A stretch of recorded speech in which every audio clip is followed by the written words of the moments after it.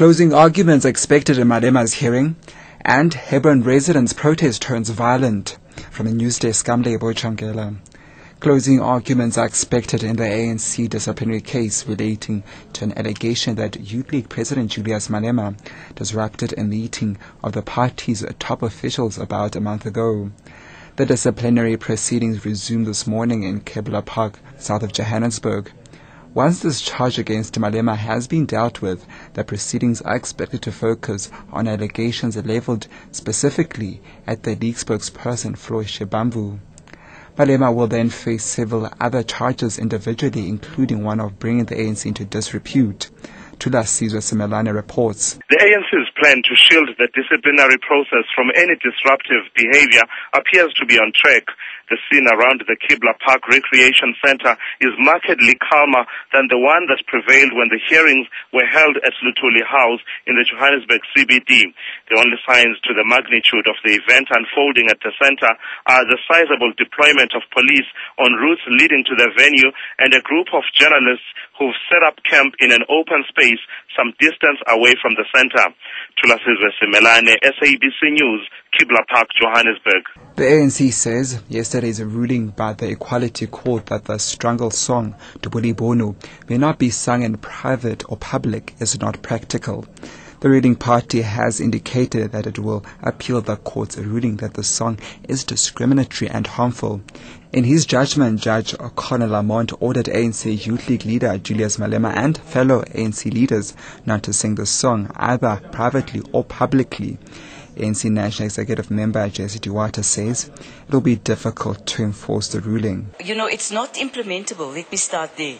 It's huge rallies of people that sing the song. So what would you then do as a leadership? You'd have to stand up and say, you're going to sing the song, but remember that it's banned. That's what we did in the apartheid days. AfriForum is taking the country backwards, and we also believe that we should not allow that. Scores of angry Hebron residents in northwest Pretoria are currently burning tires and barricading roads as part of a service delivery protest. The residents from the local informal settlement say they were promised electricity and solar power systems by the Madibeng local municipality before this year's local government elections. Their protest started last night, and now they have gone back to the streets, preventing people to pass through. Nabezi Tandaba is their spokesperson. The residents are still very much angry, and then you can see even from a distance that they don't even allow anyone to pass here except the school kids here, because the learners are passing after we talk to them to allow them to pass through. But the problem is the teachers cannot pass because even the road into the school has been dug down. There's a big hole. Now the situation is still very much bad since midnight. And scientists say they are optimistic that they are closer to getting an HIV vaccine. Carl Diffenbach, the director of AIDS at the National Institute of Allergy and Infectious Diseases, says a combination of prevention and treatment strategies will be key in developing an HIV vaccine. He was speaking at the AIDS vaccine conference in Bangkok, Thailand, where hundreds of researchers have gathered to share ideas on progress made in HIV vaccine research.